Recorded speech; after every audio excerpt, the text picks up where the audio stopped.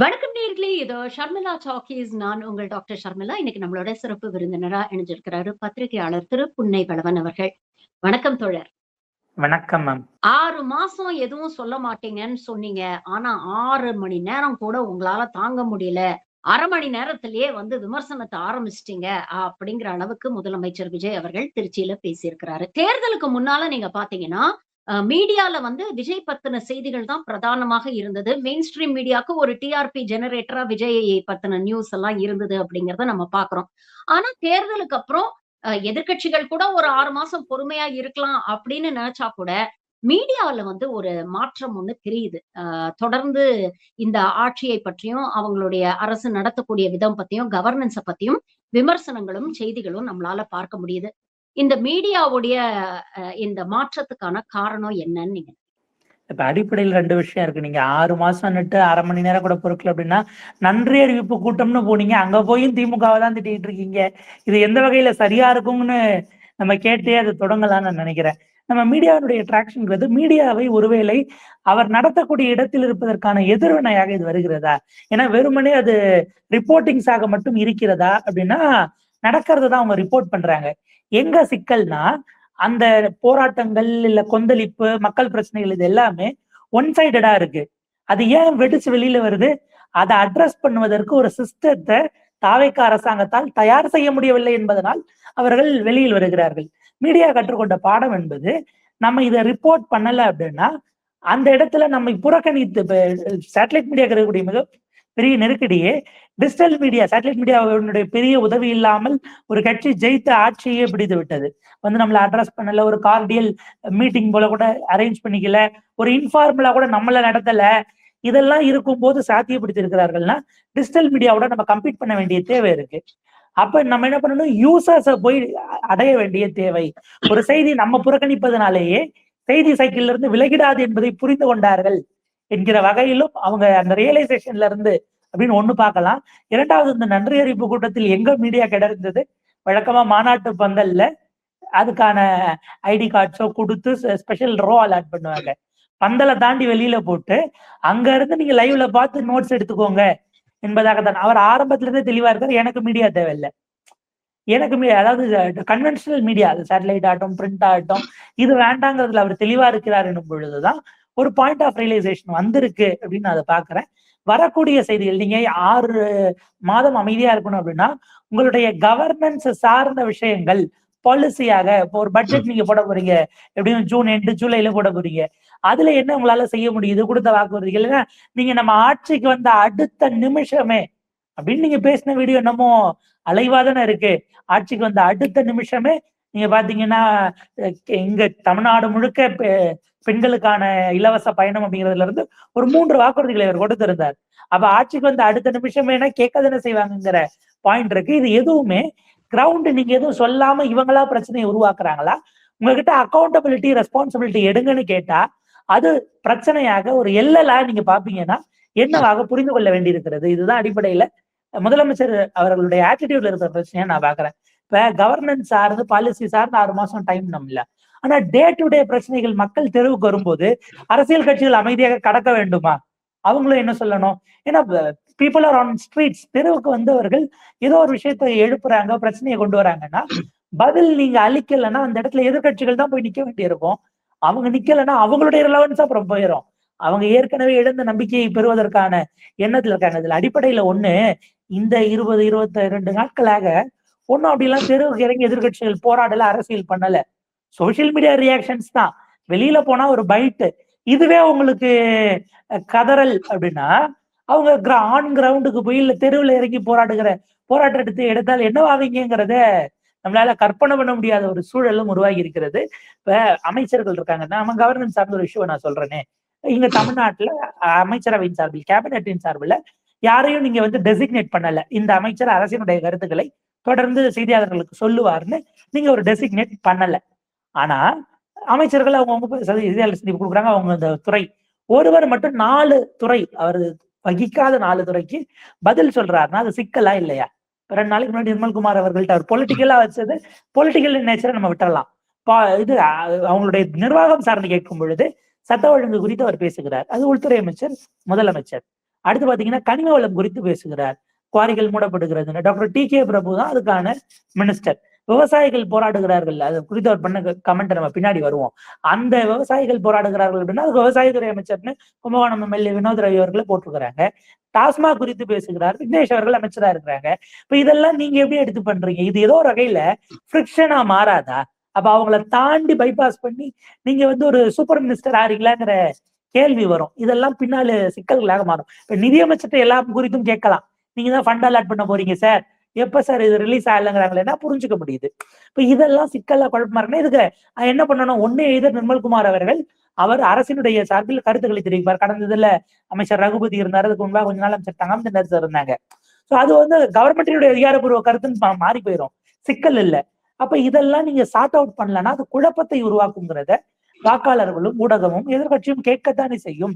நம்ம விவசாயிகள் வராங்க, கரண்ட் கட்டு நிக்கிறாங்க, நீங்க அவங்களுக்கு நீங்க என்னது எங்க தப்பு தான் நீங்க ஒத்துக்க வேண்டாம், நாங்க அதை சரி பண்றோம், என்ன தவறுன்னு பாக்குறோம்னு அந்த பீப்புள் அட்ரஸ் பண்ணணும். மாறாக 1% கருப்பு ஆடுகள் இருக்கிறார்கள் கரண்ட் கட்டுக்கு, விவசாயிகள் போராடுறாங்க அப்படின்னா 3ஆம் தர நபர்கள் தூண்டி விடுகிறார்கள் அப்படிங்கிறாங்க. எந்த வகையில் அது சரியான வார்த்தை? டெல்லியில போராடிய விவசாயிகளுக்கு பாஜக என்ன மாதிரியான வார்த்தைகளை கொடுத்ததோ அதே வார்த்தையை தானே அமைச்சர் சி.டி.ஆர். நிர்மல்குமார் அவர்கள் இங்க பயன்படுத்துறாருங்கிற அந்த ஒப்பீடு தவிர்க்கையே இல்லாத மாறுது. இப்ப கூப்பிட்டு வச்சு விவசாய சங்கங்கள்கிட்ட பேசுங்களேன், அப்படி ஒண்ணு செய்யணுங்கிறதே உங்களுக்கு தெரியலையா? அப்ப அந்த இடத்துல எப்படி அதை ப்ரோஆக்டிவாக நீங்க கோரிக்கைகள் முதல் நாளேன்னு நம்பினவங்க கேட்பாங்க. நம்பிக்கைகள் பல நேரங்கள்ல மிகை மதிப்பீடா கூட உங்க மேல இருந்திருக்கலாம். ஆனா இதுக்கப்புறம் நீங்க ஆட்சியில உட்கார்ந்துட்ட பிறகு டைலாக் தான் அங்க ப்ராசஸே. நீங்க கூப்பிடவே மாட்டேன்னு உட்கார்றீங்கன்னா அது உங்களுடைய தோல்வி இல்லையா? இல்ல நான் அவ்வளவுதான் உச்சாணி கொம்புக்கு போயிட்டேன், நான் அந்த மேல இருந்துகிட்டு மாதம் மும்மாழி பொழிகிறதான்னு வெளியில கூட எட்டி பார்க்காம அமைச்சர் இல்ல அவர்தான் வெளிப்படையா சொல்றாரு, நான் என் வேலையை மட்டும் பாக்குறேன், மத்ததெல்லாம் நீங்க பாத்துக்கங்க அப்படின்னு அவருடைய வர்ச்சுவல் வாரியர்ஸ் சொல்றாங்க அப்படிங்கிற மாதிரி தானே மேடையில அவர் பதிவு பண்றாரு. அப்ப இதுக்கெல்லாம் நான் பதில் சொல்ல வேண்டிய அவசியம் இல்ல. என்னை நோக்கி நீங்க தாக்குதல் நடத்துனீங்கன்னா அது தமிழ்நாடை நோக்கி நடத்தக்கூடிய தாக்குதல். நான் தான் தமிழ்நாடு, தமிழ்நாடு தான் நான். எனக்காக என்னுடைய வர்ச்சுவல் வாரியர்ஸ் பேசுவாங்க அப்படிங்கிற மாதிரி தானே சொல்றாரு. அப்படின்னா அந்த 126 தொகுதி தாவேக்கா இல்லாமல் ஜெயித்த இடங்களில் எல்லாம் கர்நாடகாவுக்கும் ஆந்திராவுக்கும் ஓட்டு போட்டாங்களா? தமிழ்நாட்டுக்கு ஓட்டு போடலையா? இல்ல இது என்ன மாதிரியான ஒப்பீடுன்னு நமக்கு புரியல. இது அப்படியே ஒரு தலைவர்கள் தங்களுக்கான கல்ட்டை வெவ்வேறு விதமா உருவாக்குவாங்க. இது அதனுடைய பீக்குக்கு போய் நிற்குது. மோடி தான் இந்தியா, அவரை நீங்கள் கேள்வி கேட்டால் பாரதத்துக்கு எதிராக பேசுகிறீர்கள். அந்த பண்பாட்டை அப்படியே கொண்டு போய் தமிழ்நாடு சென்ட்ரிக்காக பிக்ஸ் பண்றாரோ என்கிற சந்தேகம் அவர் மீது எழுகிறது. 2 பேருக்கும் பல ஒற்றுமையில் இருக்கு. நம்ம அதை பாத்தீங்கன்னா எதிர்கட்சிகளை எதிர்கட்சியே இல்லாத சட்டமன்றம் அப்படிங்கிற வகையில அமைச்சர்கள் பேசுவதாகட்டும், அல்லது கூட்டணி சேர்ந்த கட்சிகளுக்குள் முரண்களை இவங்களே உருவாக்குகிறார்களா அப்படிங்கிற விஷயங்கள் இருக்கு. கூட்டணிக்குள்ள இருக்கிறவங்களே பல்வேறு அணிகள் அதிருப்தியில வெளியே இருக்கிறவர்கள், இதெல்லாம் நடக்குது அப்படின்னா கூட சேர்த்து போறது. திமுகவாச்சும் கூட இருந்த கூட்டணி கட்சிகள் தான் போனாங்க. அங்க சேர்ந்த கட்சிகளுக்குள்ள இப்ப உதாரணத்திற்கு IUML 2 பேர் இருக்காங்கன்னா அதுல ஒரு அமைச்சர் ஆன போது இன்னொரு அந்த இதுக்கே வரலங்கிற விமர்சனம் இருக்கு. அவங்க 2 பேருமே இரண்டாக இருக்கிறார்கள். பனையூர் பாபு அவர்கள் வெளியேறக்கூடிய ஒரு சூழல் உருவாகுது. ஏதோ ஒரு வகையில ஒரு அதிருப்தி. அது டிவிகே எஃபெக்ட், டிவிகே இம்பாக்ட். அவங்க இன்ஜினியர் பண்ணாங்களா இல்லையாங்கிறத காலம் தான் பதில் சொல்லும். பட் அவங்க கண்ட்ரோல் எடுக்க கூடாதுங்கிற ஒரு விஷயத்த யார் யாரெல்லாம் பாஜக அணைத்து கொண்டதோ அந்த பேட்டர்ன் அங்க வர்றதை நம்மளால பார்க்க முடிகிறது. இப்ப ஒரு விஷயம் ஓடிக்கிட்டு இருக்கு, அது இன்னும் அதிகாரப்பூர்வமா வரல. பிரைவேட்டைசேஷனை நோக்கி போகலாமா? லாபமாக இயங்காதது, குறிப்பா டாஸ்மாக் வரைக்கும் கூட இந்த 10 ரூபாய் சிக்கல் எப்படி தீர்க்கிறதுன்னு தெரியாம நம்ம பிரைவேட்டைஸ் பண்ணிடலாமாங்கிற இடத்துக்கு ஒரு யோசனை இருப்பதா ஓடிக்கிட்டு இருக்கிறது. அதிகாரப்பூர்வமா வரல. ஏதோ இந்த மாதிரி தான் 8000 மருத்துவமனைகளுக்கு, தனியார் மருத்துவமனைகளுக்கு பர்மிஷன் கொடுத்திருக்காங்க அப்படிங்கிற ஒரு செய்தியும் வந்தது இல்லையா? அது அதெல்லாமே பிரைவேட்டைசேஷன் நோக்கி தானே. போய் இன்ஸ்பெக்ட் பண்ணிட்டு நீங்க கொடுக்க வேண்டிய இடம் இருக்கு. சரி, அந்த பிஜேபி கவர்மெண்ட் கொண்டு வந்ததுல இயர்லி சர்டிபிகேஷன் பேசிஸ்ல அவங்க சில விஷயங்களை கொண்டு வந்தாங்க. நீங்க என்ன பண்றீங்க, நாங்க ப்ரியரா கொடுத்துட்றோம், அப்புறம் போய் பார்த்து செக் பண்ணி இல்லைன்னா கேன்சல் பண்ணிக்கிறோங்கிறீங்க. அது என்ன மாதிரியான லூப் ஹோல்ஸை கிரியேட் பண்ணணும்னு ப்ராக்டிக்கலா உங்களுக்கு எப்படி புரியாம போச்சுங்கிற விஷயம் இருக்கு. நீங்க செக் பண்ணிட்டு இல்லைன்னா திரும்ப செஞ்சுட்டு வந்தா கொடுப்பேங்கிறப்ப யார் கையில கண்ட்ரோல் இருக்கும்? கொடுத்துட்ட பிறகு போகாமலே அதை வாங்கிக்க தெரியாதா? இதெல்லாம் அங்க இருக்கக்கூடிய லூப் ஹோல்ஸா இருக்கு. ஏன்னா நாளைக்கு டிரான்ஸ்போர்ட் என்ன ஆகுங்கிற எண்ணம் வருது. மின்சாரம் ஃபார் தட் மேட்டர் நமக்கு டான்ஜென்கோ, ஏன்னா ஆல்ரெடி 2.5 லட்சம் கோடி கடன்ல இருக்குன்னு அமைச்சர் சொல்லிட்டாரு. இப்ப இவங்க இவ்வளவு பேசுறாங்க இல்லையா, இதெல்லாம் கடன் நீங்க கஜானாவை தொடச்சு வச்சுட்டு போயிட்டீங்கன்னு. டாஸ்மாகும் பத்திரப்பதிவுத்துறையும் தான். ஒண்ணு நீங்க இந்த தமிழ்நாட்டுக்கான வரி வருவாயை பாஜக சண்டை போட்டு அதிகப்படுத்துற இடத்துக்கு போனோம், அப்பயும் வாங்க முடியுமாங்கிற கேள்வி இருக்கு. அதை செய்யாம நீங்க டாஸ்மாகோ பத்திரப்பதிவு முறைப்படுத்துவதற்கு பதிலாக எனக்கு அந்த பிரச்சனையே வேண்டாம்னு தள்ளி வர்றதுங்கிறது தலைவருக்கான பண்பாங்கிறது தான் அடிப்படையான கொஸ்டினா வந்து நிக்கும்.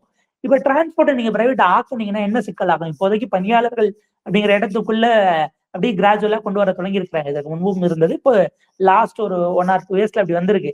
எங்க சிக்கல்னா பணியாளர்கள் வரைக்கும் பிரச்சனை இல்ல பேருந்துகள் இப்ப இவி வருது, அதுக்கு அதை மெயின்டெனன்ஸ்க்கு செலவு கூட ஆகுது, அதை மட்டும் நாங்க விடுறோம்னாலும் அது பார்ஷியல் இதாதான் பார்க்கப்பட்டது.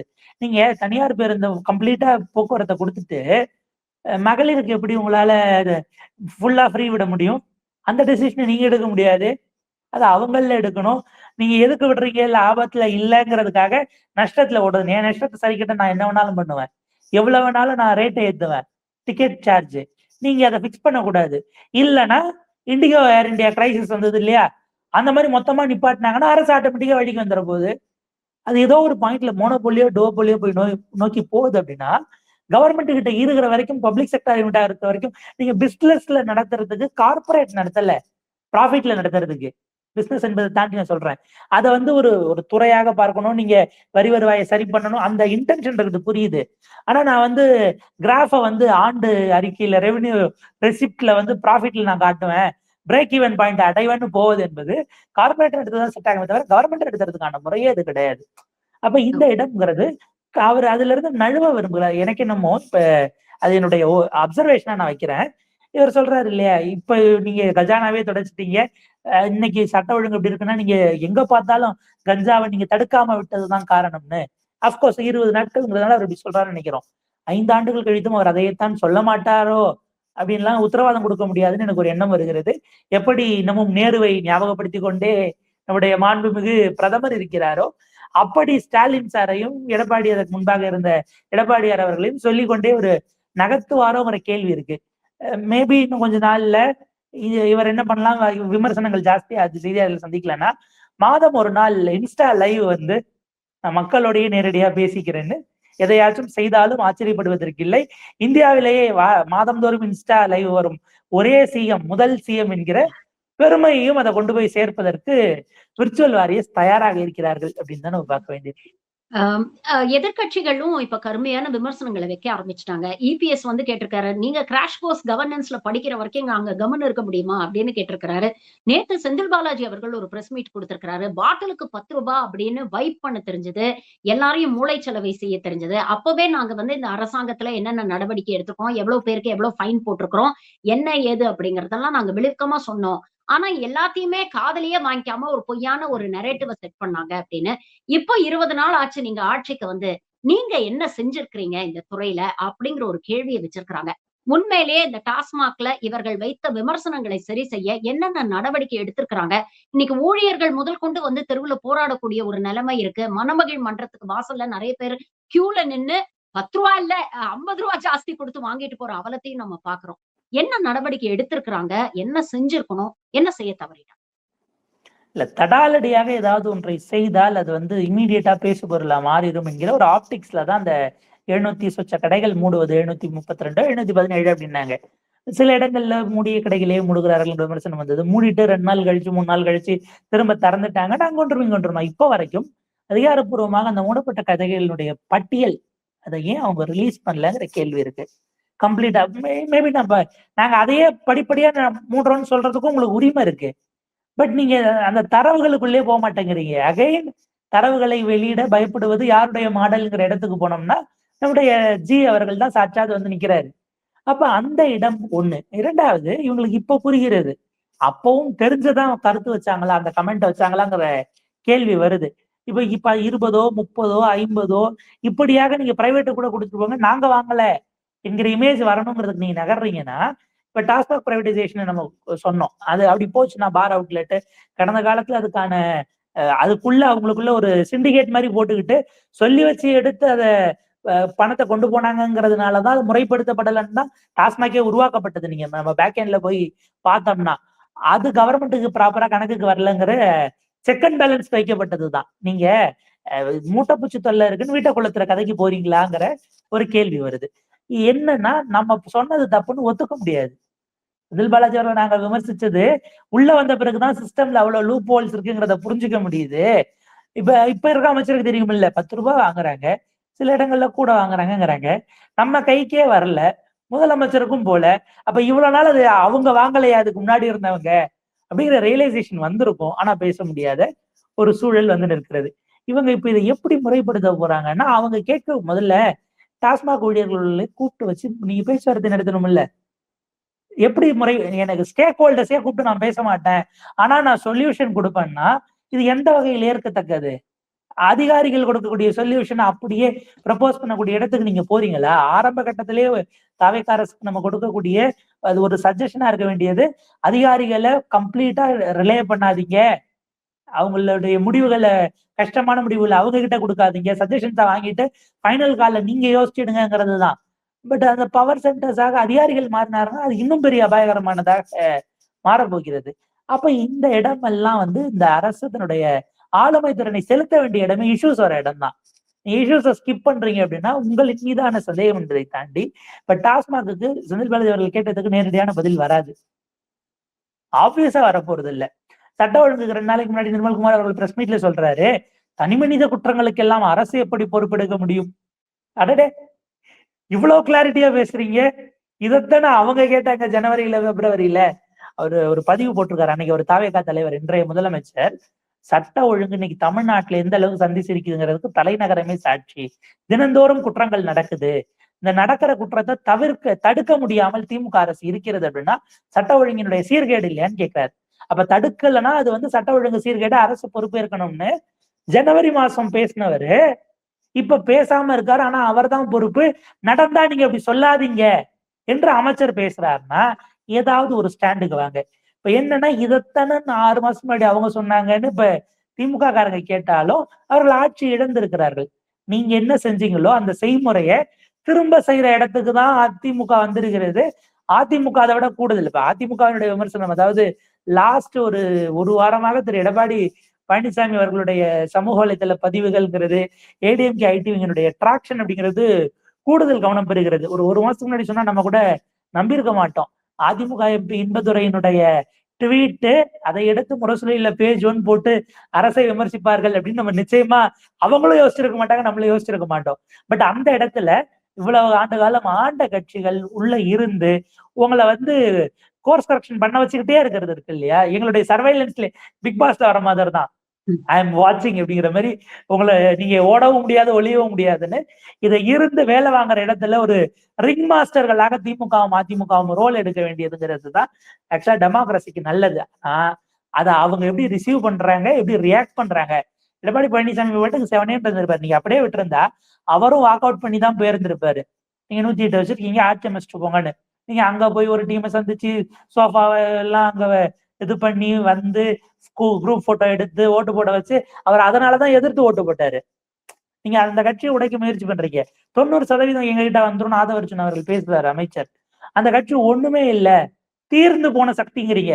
தீர்ந்து போன சக்தியில மிச்சம் மீதி இருந்தது ஏன் சுரண்டி 25 பேர்த்த ஆதரவுன்னு கொண்டு வந்தீங்க அப்படிங்கிற கேள்வி உங்களை நோக்கி வரும் இல்லையா?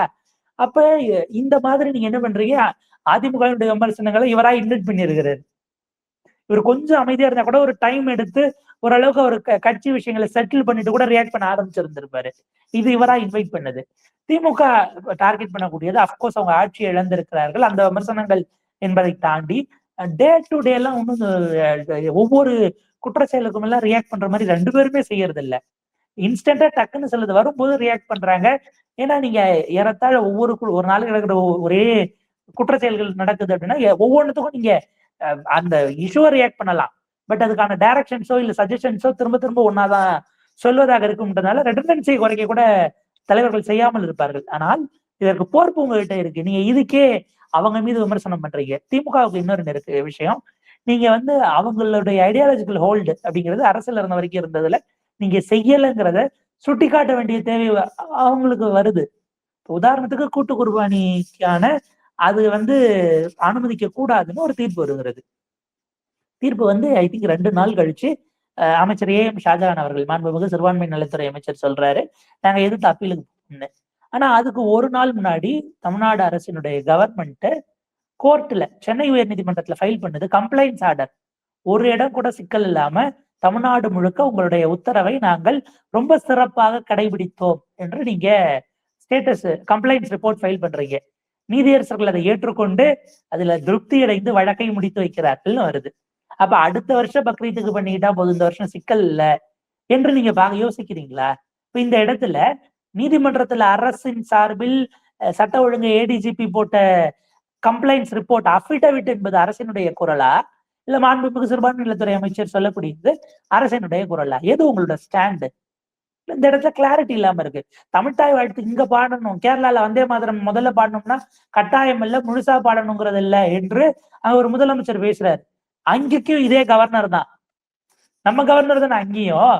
அவங்க டீல் பண்றது எப்படி இருக்கு? உங்க கூட்டணி கட்சிதான், அது வேற விதமா இருக்கு. ஆனா நம்ம என்ன பண்றோம், தமிழ்தாய் வாழ்த்து வாழ்வது தொடர்பா முதல்ல பிரதமரை செஞ்சதை தாண்டி நீங்க உங்களுடைய திருச்சி கூட்டத்துல தமிழ்தாய் வாழ்த்து பாட வைக்கிறீங்க. ஐயா, நீங்க கவர்மெண்டா செய்ய வேண்டியது எல்லாரும் கேட்டுக்கிட்டு இருக்கிறாங்க. கட்சி தலைவராக உங்க கூட்டத்துல செய்யறது அப்படிங்கறத எதிர்பார்க்கல. நீங்க இதுக்கு அது தானிக்கு தீனிங்கிற மாதிரி, இல்ல அதுக்கு இது சரியா போச்சு. இன்னொரு விஷயம் கூட, இப்ப திருச்சியில தான் போய் முதல்ல நன்றி அறிவிப்பு கூட்டம் பண்றாரு.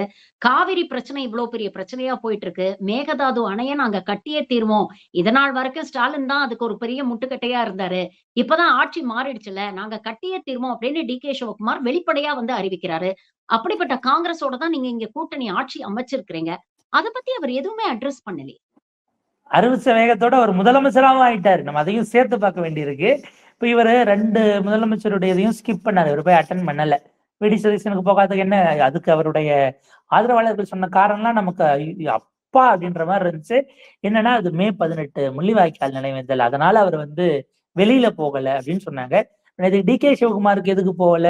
எதுவும் ஃபிஜி தீவுக்கு 300 வருடங்களுக்கு முன்பாக தமிழர்களை கப்பல்ல ஏத்தி கூலிகளாக கொண்டு போனதை கண்டித்து அவர் போகாம விட்டுட்டாரா? இல்ல இதெல்லாம் என்ன மாதிரியான விஷயம் தெரியல. அவர் போறாரு போலங்கிறது முக்கியம் அல்ல. தமிழ்நாட்டினுடைய உரிமை முல்லை பெரியாறிலும் காவிரியிலும் எப்படி வாங்க போகிறீர்கள் என்பதுதான் தேவையானது. உங்களுடைய அப்ரோச் எப்படி வேணாலும் இருக்கலாம். நீங்க சாஃப்ட் ஸ்போக்கனா இருக்கலாம், இல்ல அடிச்சு பேசக்கூடியவரா இருக்கலாம், லீகலா ஃபைட் பண்ணக்கூடிய ஒரு வாரியரா இருக்கலாம். அட் த எண்ட் ஸ்டேட்டினுடைய ரைட்ஸை நீங்க என்னவா ப்ரொடெக்ட் பண்ணீங்க, இன்ட்ரெஸ்ட்டை பாதுகாத்தீங்கிறதான் கேள்வி. நீங்க தான் போராட வருகிற விவசாயிகளை 3ஆம் தர ஆட்கள் ஏவி விடுறாங்க, தூண்டி விடுறாங்க என்கிற ரேஞ்சுக்கு பேசுவீங்கன்னா, அரசனுடைய வாய்ஸ் அது மட்டும் தானே இருக்கு. அந்த இடம் அதை நீங்க எப்படி டீல் பண்ண போறீங்க? டி.கே.எஸ்க்கு நேற்றைக்கு கிரீஷ் சோடங்கர் வந்து பார்த்து ராஜ்யசபா சீட்டை வாங்கிட்டு வந்த பிறகு டி.கே. சிவகுமாருக்கு வாழ்த்து வருகிறது. அப்ப அது இந்த இடத்துல நீங்க பாலிடிக்ஸ் உங்களுக்கு இருக்கு, நீங்க ஆஃப்கோர்ஸ் பாலிட்டிஷியன் தான். அதே நேரத்துல நீங்க கவர்னன்ஸுக்கு ஹெட்டா இருந்து அதை எப்படி செய்ய போறீங்கிற கேள்வி இருக்குல்ல. இந்த இஷ்யூவை நீங்க பிரதமர்கிட்ட கொண்டு போறதை விடவும், ஏன்னா அவருக்கு நீங்களும் எதிர்கட்சி, அவங்களும் எதிர்கட்சி, இங்கேயும் உங்க கூட உங்க கூட்டணியில வேற இருக்கிறாங்க. அந்த இடத்துல அந்த உரையாடலை நீங்க காங்கிரசினுடைய தலைமைக்கு கொண்டு போய் ஒரு ஃபோரம் ஒண்ணு இன்ஃபார்மலா ரெடி பண்ணுங்க அப்படின்னு ஏன் ஒண்ணு கேட்டிருக்க கூடாது? இதெல்லாம் ஏன் நீங்க ட்ரை பண்ணணுங்கிறதே உங்களுக்கு யோசனை வரலையா? இப்ப சிக்கலே வந்து ஐ திங்க் இன்னொரு 1 வாரம் அல்லது அதுக்கு அடுத்து 2 வாரத்துக்குள்ள நீங்க வந்து நீர்ப்பாசனத்துக்கு மேட்டூர் அணையை திறக்கணும். போதுமான அளவுக்கு நீர் வரத்து இருக்கா? விவசாயிகளுக்கு அது போதுமானதா இருக்குமா? அடிக்கிற வெயிலுக்கு அந்த குவான்டிட்டி அடுத்த சாகுபடிக்கு போதுமா? அந்த சிக்கலே அங்கதான் வரப்போகிறது. இது இல்ல அப்படின்னா, நீங்க உதாரணத்துக்கு கல்வி இது கடன் ரத்த குறித்து பேசுறாங்க. மற்ற அரசியல் கட்சி குறைந்தபட்சம் எவ்வளவோ அமைப்புகள் இருக்கு. யாராவது ஒரு அமைப்பு நன்றி தெரிவித்து உங்களை வந்து சந்திச்சு நன்றி தெரிவிக்கிறதுக்கு வந்து ஒரு கர்ட்டசி காட்சி மீட் பண்ணாங்களா?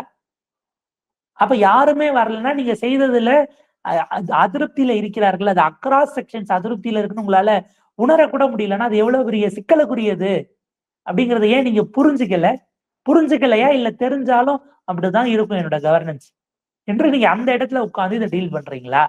இந்த கேள்விகள் எல்லாம் தொடர்ந்து அவரை நோக்கிதான் இருக்கிறது. மேகதாது இஷ்யூல டி.கே. சிவகுமார் இன்னும் ஸ்ட்ராங்கா போவாரு. ஏன்னா அவருக்கு 28 எலெக்ஷன் இருக்கு, உங்களுக்கு இதுக்கப்புறம் 31 தான். அவர் கொஞ்சம் கேப் விட்டா கூட ஏற்கனவே கர்நாடகா பாஜக அவங்க கார்ட்டூனே போட்டுட்டாங்க. டி.கே. சிவகுமாரும் சித்தராமையாவும் தோல்ல விஜயை உட்கார வைத்து தூக்கி கொண்டு போவதை போல அவங்க கார்ட்டூன் போட்டாங்க. தமிழ்நாட்டுக்கு உரிமையை தார வாத்துருவாங்க, ஏன்னா அவர்கிட்ட அமைச்சர் பதவி வாங்கிக்கிட்டாங்கன்னு. கேபினெட்ல இன்டெக்ட் ஆன அன்னைக்கு கேலி சித்திரம் போட்டு கர்நாடகா பாஜக மிக கடுமையாக அதை விமர்சித்தது. அவங்க பாலிடிக்ஸ் பண்ணிடுவாங்க. பாஜக ஸ்கோர் பண்ணக்கூடாதுன்னா மேகதாதுல பாஜகவோட அதிகமா நான் பேசினாதான் கரெக்டா இருக்கும், அப்பதான் என்னுடைய சிஎம் சீட்டுக்கான ப்ரொடெக்ஷன் டி.கே. சிவகுமார் நினைப்பாரு. அப்ப நீங்க எங்க பிசினஸ் நான் மீன் பண்றது கவர்னன்ஸா நீங்க நடத்தக்கூடிய அரசியல் பிசினஸ் ஆக்டிவிட்டில எப்படி நடத்துவீங்கிற கேள்வி இருக்கு. பிகஸ்ட் சிக்கலே. ஏன்னா அவருக்கு 2 வருஷத்துல எலெக்ஷன், அவர் 2.5 வருஷத்துல சிஎம் சீட்டு கேட்டாரு, கிடைக்கல, கஷ்டப்பட்டு ஒரு மாதிரி வாங்கிட்டாரு. 1.25 வருஷத்துக்குள்ள அவருடைய பெர்ஃபார்மன்ஸ்ங்கிறது கான்சியஸா அவர் எதெல்லாம் ட்ரிகர் பண்ண முடியுமோ அதை தான் பண்ணுவாரு. அந்த இடம் அத்தனையும் இவருக்கு சிக்கலாக போகும் என்பதை தாண்டி தமிழ்நாட்டினுடைய உரிமை அந்த இடத்துல என்னவாகுங்கிறதா நம்முடைய கேள்வி. இன்னொரு முக்கியமான நரேட்டிவ் வந்து சட்டம் ஒழுங்கு சரியில்லை, பெண்களுக்கு பாதுகாப்பு இல்ல அப்படிங்கறத தான் அவங்க வந்து ஒரு எலெக்ஷன் நரேட்டிவா வந்து செட் பண்ணாங்க. ஆனா இன்னைக்கு பாத்தீங்கன்னா ஒரு தூய சக்தி அப்படின்னு ஒரு பக்கம் சொல்றாரு. ஆனா கட்சி நிர்வாகிகளே போய் வந்து 1 லட்சம் ரூபாய் மாமூல் கொடுங்க அப்படின்னு கேட்கக்கூடிய அவலம் நம்ம பாக்குறோம். பெண்களுக்கு பாதுகாப்பு இல்லைன்னு ஒரு பக்கம் சொல்றாரு. நேத்து பாத்தீங்கன்னா தூத்துக்குடியில 2 தாவேகா நிர்வாகிகள் ஒரு பெண்ணுக்கு வேலை வாங்கி கொடுக்குறேன்னு சொல்லி அந்த பெண்ணை கூட்டிட்டு போய் கூட்டு பாலியல் வன்கொடுமை செஞ்சிருக்கிறாங்க. அதெல்லாம் பாக்குறோம். இது போன்ற விஷயங்கள் கடந்த ஆட்சியில நடக்கும் பொழுது கடுமையான விமர்சனங்களை வந்து தாவேகா தரப்புல முன் வச்சாங்க. நான் தான் உங்களுக்கு பாதுகாப்பா இருப்பேன்ட்டு ஆளுநர்கிட்ட போய் எல்லாம் கடிதம் எல்லாம் கொடுத்தாரு. அப்புறம் லெட்டர் எல்லாம் வந்து நண்பா நண்பீஸ்க்கெல்லாம் அவர் லெட்டர் எழுதினாரு. இதெல்லாம் நாம பாக்குறோம். இது போன்ற கட்சி உள்ள இருக்கக்கூடிய நிர்வாகிகளே இது போன்ற தவறுகளில் ஈடுபடும் போது கடந்த காலத்துல அதிமுகவும் சரி, திமுகவும் சரி கடுமையான நடவடிக்கைகள் எடுத்திருக்காங்க. அந்த அம்மா இருக்கும் பொழுதும் சரி, கடந்த ஆட்சியில ஸ்டாலின் அவர்கள் இருக்கும் பொழுதும் வெளிப்படையாக ஒரு நடவடிக்கை அப்படிங்கிறது அந்த நிர்வாகிகள் மீது எடுக்கப்பட்டது அப்படிங்கறத நம்ம பாக்குறோம். ஆனா அப்படிப்பட்ட எதுவுமே இந்த தாவேகா ஆட்சியில நடக்கிற மாதிரியே தெரியலையே. ரொம்ப சைலண்டா இருக்கிறாரா? என்ன தன்னுடைய கட்சிக்காரங்களை ப்ரொடெக்ட் பண்ணணும்னு நினைக்கிறாரா? இல்ல வந்து இதை இஷ்யூ பண்ணா அது நமக்கு பேக் ஃபயர் ஆகும் அப்படின்னு நினைச்சு அமைதியா இருக்கிறார்? இதுல 2 விஷயம் இருக்கு. ஒண்ணு, அவர் செஞ்சதுதான் இப்ப திரும்ப வருது. பிரச்சனை என்னன்னா, அன்றைக்கும் சட்ட ஒழுங்கு என்பது வெறும் முன்கூட்டியே தடுப்பது அப்படிங்கிறது இல்ல, நீங்க கன்விக்ஷனை பார்க்கணும், எவ்வளவு ஸ்பீடா ட்ரையல் நடக்குதுங்கிறத பார்க்கணும்னு தான் அவர்களும் பேசியிருந்தார்கள். எந்த ஒரு கட்சிக்காரர்களும் தன்னுடைய கட்சி தலைவரும் தன்னுடைய தலைவர்கள் போய் இப்படியான குற்றச்செயல்கள்ல ஈடுபட்டு ஒரு நாளைக்கு குறைஞ்சது டார்கெட்டை வச்சு நீங்க செஞ்சுட்டு வாங்கன்னா அனுப்ப போறது இல்லை. அது ஸ்டாலினுக்கும் பொருந்தும், இன்றைக்கு விஜய்க்கும் பொருந்தும். ஆனால் நீங்க எலெக்ஷனுக்கு முன்னாடி 1 மாசத்துக்கு முன்னாடி பேசுனது இப்ப உங்களுக்கு ரிட்டர்ன்ல வருது. எங்க சிக்கல்னா, இதுல பல பேரு திமுகவோ அதிமுகவோனா ஒரு ஃபார்மட் இருக்கும், ஒரு ஃபோரம் இருக்கும், எங்க போய் இணைஞ்சிருப்பீங்க, உறுப்பினர் எண்ணிக்கை என்னங்கிறதெல்லாம் அவங்களுக்கு அவங்க அதை ஆப்டிமைஸ் பண்ணி வச்சிருந்திருப்பாங்க. த்ரூ யார் மூலயமா, யாருக்கு மேல யாரு, ஒரு கிளை பகுதி, உங்களுக்கு வட்டம், ஒன்றியம், இப்படி அந்த ஹைராக்கிங்கிறது வெல் டிஃபைன்டா இருக்கும். இங்க பல பேரு யாரு ஊர்ல இருக்கா, யாரு பொறுப்பாளர்னு தெரியாம ஆன்லைன்ல சேர்ந்தவங்களா இருப்பாங்க. சிலருக்கு அப்படி ஏதோ ஒரு வகையில பேசி பொறுப்பும் வாங்கியிருப்பாங்க. அவங்களை அவங்க எங்க இருக்கா, என்னவா இருக்கா, என்ன டெசிக்னேஷன், சார்பனியா, இதெல்லாம் அங்க லோக்கல்ல இருக்கிறவங்களுக்கே தெரியாம இருக்கும். அப்ப நீங்க ஒரு கட்சி கட்டமைப்பு தெளிவா இல்லாததுனால நடவடிக்கை எடுக்கணும்னு நினைச்சாலும் எடுக்க முடியலங்கிறது ஒண்ணு. இன்னொன்னு, நான் நீக்கிறேன்னு வந்தாலே நான் வந்து ஒத்துக்கிறேங்கிறதாக மாறும். அப்படி ஒரு குற்ற சம்பவம் நடந்ததே நான் அமைதியா கடந்துட்டேன்னா அது குறித்து இல்லாம அடுத்த சப்ஜெக்டுக்கு டைவர்ட் ஆயிப்பாங்க. நான் வந்து கமிட் பண்ணிக்கிற மாதிரி ஆயிடும். அதாவது தார்மீகமா ஒண்ணும் இல்லை, நீங்க கரூர் சம்பவத்துல தார்மீகமா நான் வந்து பொறுப்பேற்கிறேன்னா உங்க மேல சட்ட ரீதியா ஒண்ணு நடந்திருக்க போறது இல்லை. ஆனா அதை தார்மீகமா நான் மன்னிப்பு கேட்கிறேங்கிற வார்த்தையில பொறுப்பேற்கிறங்க வார்த்தை கூட அவர்கிட்ட வரல. அந்த ஆட்டிடியூட் தான் இன்னமும் இருக்கிறது, அதுதான் தொடர்கிறது. அவருடைய இயல்பே அதுதானோ என்பதாக நாம் அச்சப்பட வேண்டிய இடமாக அது இருக்கிறது. நீங்க பார்ட்டி ரீதியில நடவடிக்கை எடுக்காத பிரச்சனை இல்லை, சட்டம் தன் கடமையை ஒழுங்காக செய்கிறது. ஸ்பீடி ட்ரையலை எப்படி உறுதி செய்ய போகிறீர்கள்? ஏற்கனவே சிறப்பு சட்டங்கள் அப்படிங்கிறது கொண்டு வரப்பட்டது. குழந்தைகளுக்கு எதிராக, பெண்களுக்கு எதிரான சட்டங்கள் அப்படிங்கிறது கடந்த ஆட்சியிலே கொண்டு வரப்பட்டது. அது செயல்பாடுகள் எப்படி இருக்கு? மிக குறிப்பாக சைல்டு, குழந்தைகள் மற்றும் பெண்கள் சார்ந்து இந்த மாதிரியான சிக்கல்கள் போகும் பொழுது காவல்துறையினர் ரொம்ப சென்சிபிளா அதை ஹேண்டில் பண்றாங்களா? அவங்கள சென்சிட்டைஸ் பண்ணிருக்கோமா சிஸ்டம்?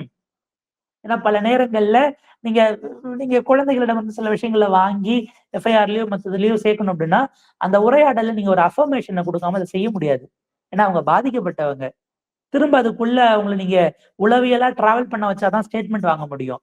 இதற்கு உங்களுக்கு பயிற்சி இருக்கிறதா? ஏற்கனவே சிஸ்டமே ஒரு பனிஷ்மெண்டா இருக்கக்கூடிய காலகட்டத்துல பல நேரங்கள்ல இப்படியான விஷயங்கள் எஃப்ஐஆர் போடுவதில் தொடங்கி அந்த ப்ராசஸே நீங்க ஆப்டிமைஸ் பண்ண வேண்டிய தேவை இருக்கு. இந்த சூழல்ல நீங்க இருக்கீங்க. அந்த பொறுப்பு உங்களுக்கு உணர வேண்டிய தேவை இருக்கு.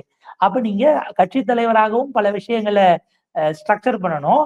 ஆட்சியினுடைய நிர்வாகத்தினுடைய தலைவராக இருந்து இருக்கிறத ஆப்டிமைஸ் பண்ணணும். ஆனா இது 2யுமே அவர் செய்வாராங்கிற கேள்விதான் நம் முன்னால் இப்போது வரை நிற்கிறது. மேபி அவர் சொன்ன இன்னொரு 5 மாதம் 10 நாட்கள் கழித்து செய்யலைன்னா திரும்பவும் இதே கேள்வியை கேட்க வேண்டியதுதான். விஜயுடைய ஸ்பீச்ல வந்து இந்த தீய சக்தி, தூய சக்தி, பார சக்தி, தூர்ந்து போன சக்தி, இப்படி வந்து அடுக்கு மொழியில வந்து அவர் பேசினாரு. எலக்ஷனுக்கு முன்னாலலாம் இது ஒரு பெரிய ஒரு ட்ராக்ஷன வந்து ஏற்படுத்துச்சு அப்படின்னு பார்க்கிறோம். ஆனா இன்னைக்கு சோசியல் மீடியால ஒரு விசிபிள் ஷிஃப்ட் தெரியுது. அதாவது இத வச்சு அதிக மீம் கன்டென்ட் தான் இன்னைக்கு வந்து நம்மளால பார்க்க முடியுது. பொதுமக்கள் வந்து இத வந்து மீம் கன்டென்ட்டா மாத்தி, இத வந்து விமர்சனம் பண்ண ஆரம்பிச்சிருக்கிறாங்க அப்படிங்கிறத பார்க்கிறோம். பேப்பர வச்சு படிக்கிறாரு. பேப்பர் இல்லன்னா இவர் வந்து அமைதியா தலைய தொங்க போட்டுக்கிட்டு அமைதியா உட்கார்ந்திருப்பாரு அப்படின்னு சட்டமன்றத்துல அவருக்கு இருந்த அந்த விஷயமும், வெளியில வந்து மேடையில வந்து இவர் எப்படி பேசுறாரு அப்படிங்கிறத வச்சு விமர்சனங்கள்லாம் வருது அப்படிங்கிறத பார்க்கிறோம். ராசா அவர்களும் அத தெளிவா பத்திரிகையாளர்ட்டயே சொல்லியிருக்கிறாரு. அவரோட பாடி லாங்குவேஜ், டோன், டெனார்லாம் நீங்க பாருங்க. சட்டமன்றத்துக்குள்ள எப்படி இருக்கிறாரு, வெளியில எப்படி இருக்கிறாரு. அப்போ ஸ்கிரிப்ட் இல்லன்னா விஜய் இல்ல அப்படின்னு அந்த பிம்பத்த போட்டு அவர் உடைக்கிறாரு அப்படிங்கிறதையும் நம்ம பார்க்கிறோம். என்ன காரணம்னு நினைக்கிறீங்க? உண்மையிலேயே விஜயோடைய இன்னபிலிட்டி தான் இதுக்கு காரணம்னு நினைக்கிறீங்களா? இல்ல அமைதியா இருந்து இதெல்லாம் கடந்து போறாரு அப்படிங்கிறது இன்னைக்கு அவருக்கு ஒரு எதிர்மறையான ஒரு விமர்சனமா மாறுதுன்னு பார்க்கிறீங்க? இல்ல அவர் போக வேண்டிய தூரம் நிறைய இருக்கிறது. அவர் செய்ய வேண்டிய ஹோம்வொர்க் எக்கச்சக்கமாக இருக்கிறது. என்னன்னா கட்சி தலைவருக்கான ஹோம்வொர்க் தனியா இருக்கு. இப்ப நம்ம பசங்கள்லாம் வந்து ஸ்கூல் ஒர்க்கும் இருக்கும். நீட்டுக்கு எங்கன்னா வெளில கிளாஸும் சேர்த்து விட்டோம்னா அந்த ஒர்க்கும் இருக்கும். அதுக்கு ஆன்லைன் டெஸ்ட் இப்படி டபுள் அளவுக்கான ஒர்க்கை செய்ய வேண்டிய இடத்துல அவர் இருக்கிறார். 1. 2வது எந்த அளவுக்கு நமக்கு சோசியல் மீடியாவினுடைய பிரசன்ஸ் மாறி இருக்கு. எது அவர்களுக்கு பலமாக இருந்ததோ அதுவே அவர்களுக்கான பலவீனமாக மாறக்கூடிய இடத்தை நோக்கி நகர்ந்திருக்கிறது. உதாரணத்திற்கு பாஜகவுக்கு அது கொஞ்சம் லேட்டா வந்தது. அந்த அதிருப்தி என்பது வரும். ஆனால் இன்னொரு சைட் பாத்தீங்கன்னா ரொம்ப கடுமையான சில பாயிண்டடான விமர்சனங்கள் வரும்போது எமர்ஜென்சி ப்ரொவிஷன்ஸை யூஸ் பண்ணி அந்த ட்வீட்டுகளை பிளாக் செய்யக்கூடிய வேலை நடப்பதையும் நாம் இப்போது பார்க்க தொடங்கி இருக்கிறோம். இது அப்ப அவருக்கு தெரியல, இல்ல அது குறித்து விமர்சனம் வைக்கிறார்கள் என்பது அல்ல. இத்தகைய கருத்துக்களே அல்கரிதம்குள்ள வந்துடக்கூடாது என்கிற உணர்வு அங்கு எழுந்திருக்கிறதா என்கிற கேள்வி. திருப்பரங்குன்றம் ஃபைல்ஸ் என்பது அது ஒரு டாக்குமெண்ட்ரி. அது ஏற்கனவே ரிலீஸ் செய்யப்பட்ட டாக்குமெண்ட்ரி. அதை திரையிடுறதுல உங்களுக்கு என்ன சிக்கல்? இத்தனைக்கும் திருப்பரங்குன்றத்துக்கு இல்ல எம்எல்ஏவா இருக்கிற அமைச்சர் தான் இருக்கிற எல்லா துறையை பத்தியும் பேசுறாரு. இந்தியாவினுடைய தொல்லியல் துறையும் வருவாய் துறையும் போயிட்டு அங்க அளவீடுகளை செய்யறாங்க. இந்த தூண் இருந்ததா, என்ன போச்சு வந்துச்சு, மலையை சுத்தி அளவீடுகளை தொடங்கி இருக்கிறாங்க. அது குறித்து அவர் வாய் திறக்கல. இந்த கவர்மெண்ட்டுக்கு அதுல ஸ்டாண்ட் என்னன்னு நமக்கு தெரியல. நீங்க அதை பேசியிருந்திருக்கணும். ஆனா மாறாக அங்கு இருந்த மத நல்லிணக்கம் எப்படியாக அந்த விஷயங்கள் இருந்தது என்பதை நான் அந்த டாக்குமெண்ட்ரி வந்து திரையிடும் பொழுது நானும் போய் பார்த்தேன். உள்ளபடியே அன்றைக்கு அவ்வளவு நேர்த்தியாக உள்ளதை உள்ளபடி திருப்பரங்குன்றத்துக்குள்ள அங்க தீயை மூட்டி குளிர்காய விரும்புகிற அத்தனை பேருடைய ப்ரொபகேண்டாவையும் உடைக்கக்கூடிய ஒரு டாக்குமெண்ட்ரியாக உடல் பொருள் ஆவி கையில இருந்த பொருள் அத்தனையும் கொடுத்து உழைத்து உருவாக்கி இருக்கிறார்கள் அதை உருவாக்கியவர்கள். அப்ப அப்படியான ஒரு விஷயத்தை நீங்க தடுக்கிறீங்கன்னு ஒரு அறிக்கையை விட்டா அந்த அறிக்கைய டிவிக்க இது உங்களுக்கு பாத்தீங்கன்னா அவங்க என்ன தடை செய்யப்பட்ட அமைப்பா இல்ல திருப்பரங்குன்றம் ஃபைல்ஸ் தடை செய்யப்பட்ட டாக்குமெண்ட்ரியா? எதற்காக நீங்க அந்த ட்வீட்டை இந்தியாவில தெரியாத மாதிரி ப்ரொவிஷன்ஸை மறைக்கிறீங்க? 20 ரூபாய் வாங்குறாங்கன்னு ஒரு வீடியோ போட்ட போது அப்படிதான் ஒரு செய்தி சேனலுடைய அந்த ட்வீட் என்பது இந்தியாவில் தெரியாமல் பிளாக் செய்யப்பட்டது. அது இது மிக மிக அபாயகரமான ஒன்றை நோக்கி போகிறது. நீங்க எல்லாம் யாரு விமர்சிக்க என்கிற எண்ணத்தில் இருந்துதான் இப்போதைக்கு அவர் பார்ப்பதாக தெரிகிறது. இதை முதலமைச்சர் சொல்லிதான் செய்யறாங்களா, இல்ல அவருக்கு கீழே இருக்கக்கூடிய அடுத்த சர்க்கிள்ல இருக்கக்கூடிய இல்லைன்னா இந்த ட்வீட்டை பார்த்து தூக்கணும்லாம் அவங்க ஒவ்வொன்னா பார்த்து சொல்லுவாங்களான்னு தெரியல. பட் அவருடைய இமேஜ் பில்டிங்ல கான்சியஸாக இருக்கக்கூடிய இந்த செகண்ட் ரேங்க்ல இருக்கவங்க இருக்காங்க இல்லைங்களா, அது ஆலோசகர்களாக இருக்கலாம், இல்ல அடுத்த கட்ட அமைச்சர்களாக இருக்கலாம். அவங்க அதை கான்சியஸா பாக்குறாங்களோ என்கிற சிக்கல் வருகிறது. நீங்க அவர் ஏற்கனவே ஒரு பபுளுக்குள்ளதான் இருக்காரு. அந்த பபுள மக்களிடம் நெருங்காமல் இன்னும் மேல மேல மேல மேல கொண்டு போனீங்க அப்படின்னா அது வந்து அட் த எண்ட் கட்சி சஃபர் ஆகுதாங்கிறத விடவும் மக்கள் சஃபர் ஆவாங்கிறதா நமக்கான கன்சர்னாக இருக்கிறது. நீங்க சொன்ன அந்த பபிள் வந்து ஈஸியா பர்ஸ்ட் ஆயிடும் இல்லையா? இப்ப எந்த அளவுக்கு நீங்க இமோஷனலா வந்து ஜென்சிய நீங்க வந்து மேனிபுலேட் பண்ணி அந்த ஓட்ட வாங்கியிருக்கிறீங்க அப்படிங்கிறது ஒரு பக்கம். நீங்க வந்து ஹோப்ஸ் அதிகமா பில்டப் பண்ணி ஒரு யுட்டோப்பியா மாரி ஒரு விஷயத்த வந்து நான் ஆட்சிக்கு வந்துட்டேன்னா எல்லாமே மாறிடும் அப்படிங்கிற ஒரு கனவ வந்து ஒரு ஃபேண்டஸிய கிரியேட் பண்ணி வச்சிருக்கீங்க. இந்த ஃபேண்டசி வந்து இப்போ மெல்ல மெல்ல அதுல கிராக்ஸ் வர ஆரம்பிச்சிருக்கு அப்படிங்கிறத பாக்குறோம். எவ்வளவுக்கு எவ்வளவு எமோஷனலா அவங்க வந்து ஒரு பாண்டிங் இருக்கோ, அவ்வளவுக்கு அவ்வளவு இந்த டிசப்பாயின்ட்மென்ட்டும் ரொம்ப தீவிரமாக வரும், சீக்கிரமும் வரும் அப்படின்னு எதிர்பார்க்கலாமா? It is matter of when, எப்போது அப்படிங்கிறது தான் கேள்வியாக இருக்கிறது. அது ஒரு கிராஜுவல் ப்ராசஸ். ஏன்னா நீங்க ஒரு விஷயம் இருக்கும், அது நீங்க இதுவா பேசும்போது சொல்லுவாங்க, ஒரு பாண்ட் ஃபார்ம் ஆறதுக்கு எடுக்கிற டைமை விடவும் பிரேக் ஆகுறது அப்படிங்கிறது ஏர்லியா இருந்தாலும் அந்த ஸ்கார்ஸ் அப்படிங்கிறது ரொம்ப நாளைக்கு வரை இருக்கும். அது அவ்வளவு சீக்கிரம் அந்த அக்செப்டன்ஸ் அப்படிங்கிறது வருவதற்கு சிக்கல். நம்ம உச்சத்துல தூக்கி வைத்த பிம்பங்கள் உடைவது அப்படிங்கிறது காலம் எல்லா பர்னிச்சரையும் ஈவி இறக்கம் இல்லாம உடைக்கும். அப்படி உடைபடும் போது அந்த ஒரு க்ளோஸ் டு த ஹார்ட்டா வச்சவங்கள ஏத்துக்கிறது அப்படிங்கிறது அவ்வளவு சீக்கிரம் மனசை ஏத்துக்காது. ஸோ அந்த ப்ராசஸே வந்து ஒரு நீண்ட நெடிய சிக்கல்களை கூட உருவாக்குவதற்கான வாய்ப்பு இருக்கு. எங்கன்னா அது மற்றவர்கள் குறித்த விவாதமாக இருக்கிற வரைக்கும் எல்லாரும் அதுல எங்கேஜ் ஆவாங்க. அது அவர்களை நோக்கி வரும் பொழுதுதான் அவர்களுக்கு அந்த ரியாலிட்டி புரிய ஆரம்பிக்கும். இதுல சிக்கல் என்ன அப்படின்னா, நம்ம அஃப்கோர்ஸ் அவங்க சோசியல் மீடியாவை எடுத்துட்டாங்க, இதெல்லாம் சொல்றோம். அந்த சோசியல் மீடியாவை இன்றைக்கு அந்த இடத்துலயும் போய் நீங்க கை கொள்ள வேண்டிய தேர்வு அல்லது தேவை என்பது மற்ற எல்லா கட்சிகளுக்கும் உருவாகி இருக்கிறது. ஸோ ஆப்வியஸா இப்ப அந்த ஸ்பேஸுக்குள்ள போய் நீங்க டீடாக்ஸ் பண்ணணும்ங்கிற இடத்துக்கு போனா, நீங்க அவங்க இடத்துக்கு போய் அவங்க கிட்ட உரையாடலை செய்ய வேண்டிய தேவை இருக்கிறது. ஏன்னா எங்க சிக்கல்னா, இது ரொம்ப பெரிய பொலிட்டிசைஸ் ஆகாத ஒரு பெரிய கூட்டம் வந்திருக்காங்க. இவர் மேல ஒருவேளை அதிருப்தி ஏற்பட்டு போனாங்கன்னா, கடைசி வரை அரசியல் பக்கமே வராமல் போவதற்கான அபாயமும் ஆபத்தும் இருக்கிறது. இதுக்கு அரசியலே இப்படிதான் போல இருக்கு, நம்ம நம்பி இருக்க கூடாதுன்னு அவங்க திரும்ப பொலிட்டிக்கலாகவே அல்லது பாலிடிக்ஸ்க்கு எனக்கு சம்பந்தம் இல்லாமலே போய்விடுவதற்கான ஒரு அச்சமும் இருக்குது. அப்ப நீங்க இவ்வளவு பேர் இவ்வளவு நம்பிக்கைன்னா அதனுடைய கனம் என்னன்னு புரியணும். நீங்க அவர்களுக்கு என்ன ரெசிப்ரிகேட் பண்ண போறீங்க, அந்த ரெசிப்ரிகேஷன் அவர்கள் உணரத்தக்கதாக உங்களுக்கு பெருசு நினைக்கிறத கொடுக்க கூடாது. அவங்களுக்கு என்ன பெருசு, அவங்களுக்கு எவ்வளவு சின்ன சின்ன விஷயங்கள் பெரியது அப்படிங்கறதெல்லாம் பார்த்து ஒரு முதிர்ச்சியோடு டீல் பண்ண வேண்டிய ஒரு தேவையும் இருக்கு. அப்கோர்ஸ் காலம் பல படிப்பினைகளை கொடுக்கும். யார் யாருக்கு கொடுக்க போகிறது, எடுக்கிற படிப்பினைகளில் எப்படி எல்லாரும் இன்டர்பிரட் பண்றாங்க. ஒரே சம்பவம் 2 பேருக்கு நடந்தாலும் 2 பேரும் வெவ்வேறு இன்டர்பிரேஷனை எடுத்துக்கிட்டு அதுக்கப்புறம் அவங்களுடைய இயல்பு வெவ்வேறு விதமாக மாறுவதற்கும் வாய்ப்பு இருக்கு இல்லையா? அது வந்து காலமும் சூழலும் மனிதர்களும் அவர்களுடைய எக்ஸ்பீரியன்சஸ் அனுபவங்களும் தான் தீர்மானிக்கும். பார்ப்போம். பல்வேறு விஷயங்களை இன்னைக்கு எங்களோட பகிர்ந்துட்டீங்க. உங்கள் நேரத்துக்கும் கருத்துக்களுக்கும் மிக்க நன்றி தோழர். Thank you very much for join. மிக்க நன்றி.